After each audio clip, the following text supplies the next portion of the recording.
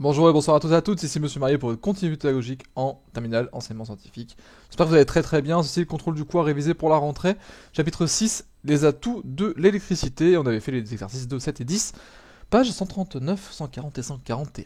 Voici du coup le cours. Alors, chapitre 6, les atouts de l'électricité, on avait commencé à dire qu'il y avait plusieurs formes et plusieurs conversions d'énergie. Et pour commencer à parler de ces formes, je vais directement définir ce que c'est. En fait, l'énergie que vous avez au quotidien, elle est définie sous plusieurs formes. Elle est soit sous une forme ou une autre, on va soit en forme par exemple, thermique pour la chaleur, chimique pour les molécules, les essences, les carburants, les piles, etc.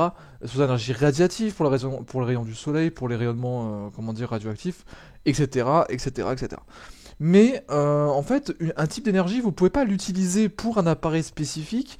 Par exemple, ma calculatrice, je peux pas utiliser le soleil, quoi. C'est pas possible. Et ma voiture, par exemple, je peux pas mettre des piles dedans. Donc du coup, il y a des formes d'énergie qui sont adaptées à des modes de consommation. Et quand vous n'avez pas le choix, quand vous n'avez pas d'autre énergie qu'une en particulière, eh bien il va falloir la convertir pour pouvoir l'adapter au réceptacle que vous allez du coup alimenter en énergie. Donc du coup un convertisseur, c'est ce qu'on va voir du coup aujourd'hui, permet de passer d'une forme d'énergie vers une autre. Dans ce cas, l'énergie cinétique peut être convertie en énergie électrique par un alternateur, c'est ce qu'on avait vu dans le chapitre précédent, et l'énergie radiative peut être convertie en énergie électrique via un panneau photovoltaïque, donc via des semi-conducteurs, ça on l'a vu aussi dans le chapitre d'avant. Ce sont tous les deux des exemples du coup de convertisseurs. On va du coup représenter les chaînes de conversion par des schémas qu'on va regarder après juste en exercice. Il me semble que l'image, je sais pas, je me semble avoir mis une image ici, mais elle ne passe pas. Donc ces schémas vont comprendre du coup le convertisseur qui est au centre dans un rond. Hein. On a mis avec un rond, mais on peut mettre un carré, ça marche aussi bien. Vous allez toujours avoir une flèche qui va arriver vers ce convertisseur du coup qui sera le type d'énergie rentrant. Et cette flèche proviendra d'un cadre qu'on appellera du coup le réservoir d'où provient cette énergie entrante. Donc du coup vous avez toujours un cadre, une flèche vers le convertisseur, c'est le réservoir contenant l'énergie et la forme d'énergie qui arrive dessus. De ce cadre central, ou de ce rond central où il y a le convertisseur, deux flèches vont partir vers deux cadres différents. Une en pointillé qu'on va mettre pour l'énergie dissipée, qui sera toujours sous forme d'énergie de chaleur, donc d'énergie thermique, et qui partira du coup dans l'environnement local, l'environnement proche de votre convertisseur. Et enfin, l'autre chose qu'on va pouvoir mettre, c'est un entrée plein, du coup, une autre flèche vers un autre cadre, qui sera le réservoir de fin de l'énergie qui est utile, l'énergie qui a été convertie avec succès, et qui sera amené par une flèche qui donnera du coup en quel type d'énergie on a converti cette énergie rentrante. Donc ça peut être énergie électrique pour les formes de panneaux solaires et d'alternateurs, mais ça peut être pas mal d'autres choses aussi. Pour évaluer l'efficacité d'une conversion d'énergie, on définit une grandeur sans unité nommée le rendement de ce convertisseur. Et là, comme vous le voyez, en fait, toutes mes images ne passent pas. Je ne sais pas ce qui se passe aujourd'hui et je ne vois pas pourquoi ça ne marche pas. Mais bon, dans tous les cas, c'est une formule que vous aviez déjà. Le rendement du coup d'un convertisseur, c'est exactement la même chose que le rendement d'un alternateur ou le rendement d'un panneau photovoltaïque. Vous allez toujours en fait diviser votre énergie utile, l'énergie qui ressort de votre convertisseur avec succès sous la bonne forme convertie, et vous allez du coup diviser par l'énergie fournie, donc l'énergie que vous avez fournie à votre appareil. Donc du coup, si je prends quelque chose qui m'a fourni, je sais pas, on va dire 10 gigajoules d'énergie, et j'en ai converti que 8, eh bien j'ai un rendement de 80%. Comment j'ai fait? J'ai fait 8 divisé par 10, ça me donne 0,8. Et ce 0,8, soit je le laisse comme ça en décimale, je réponds 0,8, soit je mets fois 100 et je mets un pourcentage derrière, donc du coup 80%. Cette formule du coup du rendement, donc petit r est égal à EU sur EF, il peut aussi s'exprimer sous la forme des puissances, vu que la puissance et l'énergie sont proportionnelles en fonction du temps d'utilisation. Je vous rappelle que E est égal à P fois T. Hein. Donc du coup, le rendement peut aussi s'écrire sous la forme PU divisé par PF, la puissance utile, la puissance qui est ressortie de notre convertisseur, divisée par la puissance qui lui a été fournie. Pour les batteries Li-ion, par exemple, des téléphones portables et des ordinateurs portables que vous avez, on avoisine actuellement les 90%. et il n'y a que 10% qui est dissipé sous forme de chaleur. Donc si votre ordinateur, quand vous mettez la batterie, ou si votre portable, quand vous utilisez la batterie, chauffe anormalement, bah, c'est que votre batterie, elle commence à se faire vieille et qu'il va falloir peut-être la changer. Grande énergie électrique. Alors du coup, l'énergie électrique, c'est quelque chose qu'on maîtrise depuis un petit moment et qu'on adopte dans notre vie de tous les jours depuis plus d'un siècle maintenant. Et du coup, l'obtention de l'énergie électrique se fait de plusieurs manières. Et ces manières-là, bah, on doit actuellement les changer. C'est vraiment l'enjeu actuel qu'on a sur la planète. C'est de changer ce moyen d'obtention d'énergie électrique. D'habitude, on le fait par combustion. Et de plus en plus, on essaie de passer outre la combustion. Parce que déjà, on n'a plus de combustible, hein. Le pétrole va s'assécher d'ici une trentaine d'années. Et de plus, ben, vis-à-vis de l'écologie planétaire, il va falloir vraiment passer par autre chose que la combustion pour pouvoir en fait subvenir à nos besoins électriques. Donc l'énergie électrique, elle présente en fait plusieurs avantages, comme celui qu'on sait la stocker efficacement, et on sait aussi la transporter, la distribuer d'un point à un point B sans la stocker par les câbles qu'on a déjà mis en place partout, et par tout le système de distribution qu'on a actuellement via les prises, etc. Donc du coup, l'existence de cette énergie électrique a été primordiale, et le développement de cette énergie électrique, du coup, a été fait de telle façon à ce que ça puisse, que notre civilisation puisse tourner autour de ça. De plus, l'existence de dispositifs d'obtention d'énergie électrique sans combustion joue un rôle central dans l'avenir, dans l'enjeu actuel, qui est celui de produire de l'énergie verte. Et le pire, c'est que leur rendement est super intéressant et il est en constante augmentation grâce aux progrès technologiques qu'on fait actuellement. De plus en plus, on sait stocker l'énergie électrique sans la perdre et de plus en plus, on sait la distribuer sans avoir de perte. Alors du coup, par contre, il va falloir il va falloir distinguer deux classes de convertisseurs d'énergie électrique. Vous avez ce qu'on appelle les convertisseurs directs, comme les dynamos, les éoliennes, les hydrauliennes, etc. Vous avez une énergie mécanique qui arrive, une énergie entrante, et elle est directement convertie en énergie électrique. Voilà, vous avez un alternateur, un convertisseur, et vous avez A donne B, et c'est terminé, il n'y a pas d'autre étape. Ça, on appelle ça une conversion directe. Par contre, dans une centrale nucléaire, centrale solaire thermique ou centrale géothermique, en fait, vous avez la production d'une chaleur qui est faite par quelque chose qui va chauffer de l'eau. Donc A, énergie thermique ou de combustion ou n'importe quoi d'autre. Hein.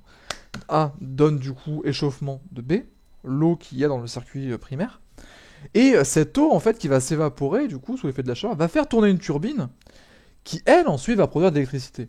Et donc, du coup, vous avez A qui donne B, qui va donner C. Et là, du coup, vous avez une étape intermédiaire entre A et C, et c'est pour ça qu'on appelle ça une conversion indirecte. Donc, du coup, vous avez expliqué pour la centrale nucléaire, la centrale géothermique, tout ça, vous avez d'abord un combustible qui alimente, qui est dans un milieu, hein, dans un réservoir. Et ce réservoir, du coup, va faire chauffer une eau qui est dans un circuit primaire, en fait, qui est passée dans une turbine, puis dans un refroidisseur. Et cette eau ensuite revient au contact du combustible ou du point de chaleur pour réêtre évaporée, etc., etc. Et c'est une eau, en fait, qui reste toujours là. Hein. Et du coup, le refroidisseur, c'est un circuit secondaire d'eau qui, du coup, en général, provient d'un cours d'eau tout proche. D'où le fait que les centrales nucléaires sont toutes sur un cours d'eau, hein, tout simplement. Pour être alimenté en eau neuve assez souvent. Dans les panneaux photovoltaïques, la conversion d'énergie radiative reçue du soleil en énergie électrique a lieu dans les cellules photovoltaïques, et donc dans les semi-conducteurs. Hein. Et dans les piles des accumulateurs électrochimiques, l'énergie électrique est produite à partir d'énergie chimique. Donc du coup, dans les piles par exemple, c'est un ion qu'on va forcer la production. En fait, vous avez toujours en fait une réaction d'oxydoréduction. Enfin, pour les non initiés à la spécialité physique, en gros, vous avez un ion qui réagit avec un métal pour donner l'ion de ce métal, pendant que l'ion que vous avez au début se transforme en métal. En gros, vous avez un ion, un métal, et vous formez l'ion et le métal. Donc l'ion A devient le métal A, et le métal B devient l'ion B, en gros. Si vous voulez, l'ion L apostrophe ION. Hein. Et du coup, en fait, ça se passe toujours dans un sens, selon des lois qu'on connaît bien, hein, que je vais pas vous expliquer. Mais en gros, ça se passe toujours dans un sens. C'est toujours le même métal qui devient un ion, et c'est toujours le même ion qui devient le métal. Et en gros, grâce à l'énergie électrique ou à d'autres énergies, eh bien, on va forcer la transformation inverse. On va forcer, si vous voulez, l'autre sens de la transformation. Et du coup, c'est le même principe que les piles rechargeables. En fait, vous allez charger en fait en énergie chimique. Comme ça, quand la pile, vous la prenez, vous la mettez quelque part d'autre, eh bien, l'énergie chimique du coup se passe dans le sens normal et vous avez reproduction de l'énergie électrique. Voilà comment ça marche une pile en gros. Alors le problème, c'est que toutes ces productions d'électricité ont un impact sur l'environnement, et ça, vous devez le savoir. Les méthodes de production d'électricité à partir de ressources renouvelables, du uranium ou d'autres des éléments chimiques, hein, bah, ne produisent pas directement de gaz à effet de serre, mais par le coût en fait de construction, le coût de construction ou le coût de démantèlement de ce type d'installation, bah, vous allez avoir accès à des travaux avec des grues, des chantiers, des gens qui viennent, qui se chauffent pendant qu'ils travaillent, des moyens de locomotion pour amener les ouvriers au travail, enfin tout ça. Et tout ça, en fait, ça a un poids carbone, ça a un bilan carbone, et du coup va peser dans l'écologie de la planète. Donc du coup, n'importe quelle installation, qu'elle soit nucléaire, qu'elle soit solaire, qu'elle soit hydroélectrique, qu'elle soit éolienne, etc., etc., dans tous les cas, même si le moyen de production est vert, et bien le coût d'installation et le coût de démantèlement, eux, ne le sont pas et donc du coup ont un impact sur l'environnement.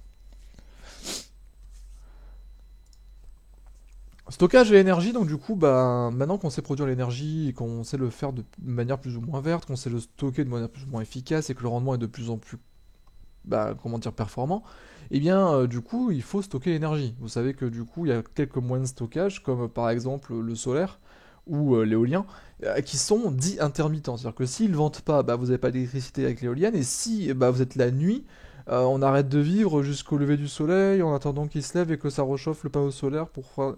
Non, on peut pas. Donc du coup, au moment où on n'en a pas besoin, par exemple en journée pendant l'hiver, vous n'avez peut-être pas besoin de vous chauffer parce que le soleil il tape déjà assez et c'est suffisant. Et bien pendant ce temps-là, cette énergie du coup qui est produite par le panneau solaire, on va pas la jeter, on va pas la gaspiller, on va pas ne pas l'utiliser, on va la stocker en attendant d'en avoir besoin. Et quand on en aura besoin, là on la prendra du réservoir de stockage. Donc il faut absolument réussir à stocker, et ça c'est un enjeu qui est assez important pour tout ce qui est éolien, hydrolien, panneaux solaires, etc. Mais même pour les centrales nucléaires, hein, tout ça en fait nécessite un stockage. Par exemple, l'été, nos centrales nucléaires, faut savoir que nos centrales nucléaires, notre parc nucléaire du coup en France, je crois qu'il y en a 59 actuellement de réacteurs nucléaires, ou 62, je sais plus, bon, bref, avec la fermeture de Fessenheim, j'ai pas suivi le compte. Mais dans tous les cas, ces centrales nucléaires, en fait, en été comme en hiver, quand vous les lancez, si vous voulez, le réactif, le combustible en fait dure 3 ans, entre 2 et 3 ans.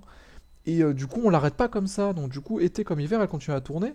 Et vous savez que nos besoins énergétiques en hiver sont plus petits qu'en été. Pardon, sont plus grands qu'en été. Donc du coup, l'été, on consomme moins. Eh bien, il faut réussir à stocker cette énergie du coup en été pour pouvoir, déjà, en été, l'exporter afin de pouvoir générer du revenu. Et aussi, du coup, le stocker en vue de l'exportation, ou alors en vue de l'utiliser plus tard. Dans tous les cas, il faut stocker cette énergie qui est créée à des moments de la journée ou de l'année qui ne sont pas en fait bénéfiques pour nous.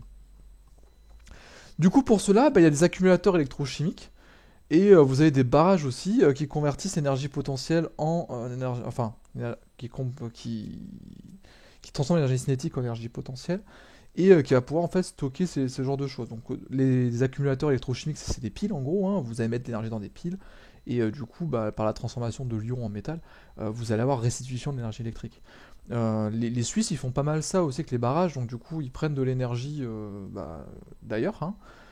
Ils mettent ça dans les barrages, et donc du coup, en fait, vous allez forcer, grâce à une pompe, l'eau à remonter dans le barrage, à partir d'en bas, et afin quand ça nous arrange, d'ouvrir les vannes, de refaire couler l'eau avec la turbine qui tourne et reproduire encore une fois de l'électricité. Donc bref, tout ça, en gros, ça permet de stocker l'énergie par des biais plus ou moins ingénieux et de la réutiliser quand il nous arrange. On avait fait du coup l'exercice numéro 2, page 139, pour commencer à appliquer ces notions, et je vous avais demandé du coup de corriger les informations suivantes en argumentant, sachant que du coup vous m'avez tous répondu faux, c'est bien, mais toutes les questions ici sont fausses, toutes les propositions sont fausses, il faut les corriger, ou au moins les rectifier. Alors A, un convertisseur consomme de l'énergie dans son fonctionnement, c'est faux. Une turbine ne tourne pas quand on la branche. Ça s'appelle un ventilateur. Donc une turbine en fait va être actionnée par l'action de l'eau, de la vapeur d'eau ou de n'importe quoi qui vient la faire tourner. Et donc du coup, elle nécessite pas vraiment d'énergie afin de fonctionner. Elle est en train de tourner, donc elle produit. Voilà, c'est vraiment... Donc du coup, un convertisseur, on va dire qu'il dissipe de l'énergie lors de son fonctionnement, Et là, ça devient beaucoup plus juste parce qu'effectivement, le fait de faire tourner la turbine, bah, vous allez avoir un effet de chaleur qui va s'ajouter dans votre équation. Et donc, du coup, bah, tout ce que vous allez récupérer va être égal à tout ce que vous aviez au début, moins effectivement ce pourcentage d'énergie dissipée par énergie thermique. B. Dans une chaîne énergétique, l'énergie dissipée n'apparaît pas. Bah, c'est faux, on a bien vu que ça apparaissait. Donc là, vous ne l'avez pas vu dans le schéma, mais vous l'avez vu en cours, hein, je vous l'avais donné, je vous avais montré le schéma, et on va le voir dans le prochain exercice. Le rendement énergétique d'un convertisseur s'exprime en joules. Eh bien non. Un convertisseur, son rendement, c'est toujours une énergie sur une énergie, ou une puissance sur une puissance, donc c'est une grandeur qui est sans unité ou en pourcentage. Tous les dispositifs de production d'électricité nécessitent une combustion. Bah non, l'éolien, ça ne nécessite pas de combustion, le solaire non plus. Bref, il y a plein de contre-exemples possibles. Certains convertisseurs d'énergie ont un impact environnemental nul. Non, tout se construit, tout se démonte. Donc du coup effectivement, bah, il y a à chaque fois des gens qui viennent construire avec des grues, des engins qui sont alimentés via l'énergie fossile. Ils se chauffent, ils sont acheminés là, les matériaux sont acheminés, et tout ce qui est démantèlement, c'est pareil. Donc du coup, toute installation qui produise de l'électricité ou un convertisseur, hein, ont un impact environnemental. Il n'existe aucune solution technologique pour stocker l'énergie. Bah si, on a les piles, on a les barrages, enfin on a plein de choses, on vient de le voir la diapo d'avant. 7, du coup, vous avez une prototype de plateforme, récupération d'énergie, blablabla, qui produit une puissance moyenne de 30 kW pour une puissance reçue de 120 kW. Et ce prototype, du coup, comprend une station de stockage composée de supercapacité pour le court terme, et de batterie pour le stockage à moyen terme. Et on vous demandait de représenter la chaîne de transformation énergétique de cette installation. Donc, les images, elles passaient pas. Mais cette fois-ci, elles passent, j'en suis sûr, je les ai refaites. Donc du coup, comment on fait ce genre de schéma? Eh bien, vous faites toujours le convertisseur au milieu. Donc le convertisseur ici, bah, c'est cette centrale, cette plateforme de récupération de l'énergie de la houle. Et du coup, bah, l'énergie que vous recevez de ça, bah, c'est l'énergie des vagues, donc du coup, c'est l'énergie mécanique. Ces vagues sont considérées où? On dit que c'est au large de la côte atlantique, donc du coup, bah, c'est dans l'océan. Donc soyez précis, mettez l'océan. Donc l'océan qui génère des vagues sous forme d'énergie mécanique et qui arrive jusqu'au convertisseur. Jusque-là, pas de problème. Une flèche qui est en pointillé pour l'énergie thermique et qui, du coup, dissipe la chaleur dans l'environnement. Ça, c'est l'énergie qui est perdue. Et ensuite, énergie électrique, donc du coup, ce qui est transformé vers les supercapacités et les batteries. Du coup, le réservoir de la forme d'énergie qui est ainsi convertie. Donc jusque-là, pas de problème. Toujours la même chose, un convertisseur au centre, dans un rond, une flèche qui arrive depuis un réservoir, une flèche qui repart vers un autre réservoir, et l'énergie thermique en pointillé qui part vers l'environnement proche. Attention, dans une centrale nucléaire géothermique et électrique solaire, l'énergie thermique, elle peut être mise dans un réservoir d'eau au vu de faire tourner une turbine. Hein. Ok? Ça, n'oubliez pas. Du coup, bah, j'ai pas fini de corriger cet exercice-là. Quels sont les inconvénients de cette centrale? Eh ben, quand il n'y a pas de vague, il n'y a pas d'énergie. Voilà. Donc du coup, si vous avez prévu une grosse dépense d'énergie, il y a intérêt à ce que la météo soit très mauvaise. Sinon, vous ne pourrez pas, vous ne pourrez pas utiliser beaucoup d'énergie. Justifie l'intérêt d'utiliser deux systèmes différents de stockage d'énergie. Bah, tout simplement parce que quand il y a mauvais temps, ou quand il y a bon temps, et bien du coup, récupérer en fait l'énergie qu'il y a sur cette plateforme nécessite un coût. Donc du coup, c'est coûteux, ça coûte de l'argent. Le fait d'avoir des trucs qui se récoltent à moyen terme, des batteries, hein, donc des moyens de stockage qui se récoltent à moyen terme, ben, permet en fait à des petites vagues de donner de l'énergie de manière constante, mais surtout très lente. Et donc du coup, on va venir une fois de temps en temps récupérer cette énergie, une fois qu'elle sera bien accumulée. Par contre, lorsqu'il y a une bonne grosse tempête et qu'il y a beaucoup de vagues, et bien là on a une grosse production d'énergie et il va falloir un moyen de stockage qui soit beaucoup plus efficace, et là on va prendre des super capacités. Donc c'est des choses qui vont stocker beaucoup plus d'énergie, mais beaucoup moins longtemps. Et en général, juste après une grosse tempête, on va de suite vider ce qu'il y a là-dedans parce que c'est très rentable et que du coup là on investit le coût financier afin de récupérer cette énergie. 4. Calculer la valeur du rendement de ce dispositif. Et bien du coup, on reçoit 30 kW, on reçoit 120 kW et on redonne sous forme d'énergie convertie que 30 kW. Sous forme de puissance convertie, 30 kW. Donc du coup, 30 divisé par 120, on le fait de tête, hein, normalement 30 divisé par 120, ça fait 3 sur 12, ça fait 1 sur 4, donc du coup ça fait 25%. ou 0,25 comme vous voulez. Le rendement de cette installation, c'est du coup l'énergie utile divisée par l'énergie reçue, et donc du coup 30 sur 120 ça fait bien un quart, donc vous avez soit 0,25 ou un quart, ou 25% de rendement. Ça dépend comment vous voulez présenter votre résultat, les deux sont acceptés. Géothermie, du coup, c'est la même chose, vous avez du coup une centrale à énergie géothermique, du coup basée en Guadeloupe et qui s'appelle Bouillante, voilà, donc ils ont trouvé le jeu de mots joli. Et cette centrale électrique, du coup, on vous demande de représenter la chaîne électrique, énergétique de cette centrale géothermique. C'est pas une centrale électrique, c'est une centrale géothermique. Bref, du coup, vous avez toujours le convertisseur au milieu. Vous voyez, je fais un copier-coller du schéma précédent, j'ai juste remplacé ce qui est dans les cases. Convertisseur, énergie thermique, du coup, qui est dissipée dans l'environnement. Il y a toujours une petite perte d'énergie, hein. Ça, c'est normal parce qu'il y a un rendement. La Terre, du coup, qui possède les éléments qu'ils intègrent radioactivement et qui, du coup, donne l'énergie à la centrale géothermique, qui fait le point chaud dans le sol. Donc ici, vous pouvez mettre la terre, vous pouvez mettre la croûte terrestre, vous pouvez mettre le sous-sol, vous pouvez mettre le sol, ça marche. Et tout ça, c'est en énergie thermique. Donc du coup, il y a un convertisseur, ensuite, il y a un peu d'énergie thermique qui va être dissipée, je pense, dans l'environnement. Et du coup, tout ça, c'est converti en énergie électrique. Donc tout ça, c'est l'énergie thermique incidente. Hein. C'est converti en énergie électrique, moins un petit peu qui est dissipée. Et cette énergie électrique, elle n'est pas stockée, elle est directement distribuée en ville. Donc du coup, c'est directement au secteur de la prise hein, et dans du coup les ménages. Donc là forcément il n'y a pas de système de stockage, on va directement à la ville, donc quand il n'y a pas de stockage, c'est à la distribution directe. D'ailleurs c'est ce qu'on vous dit, permet de couvrir 7 à 8% de la consommation électrique de l'île. Voilà pour la question A. Question B, du coup 2, pardon. Quels avantages présente ce type d'installation par rapport à des centrales à combustion classiques? C'est vachement plus écologique quoi. Je veux dire, là, on est quand même sur quelque chose qui se passe naturellement dans le sol.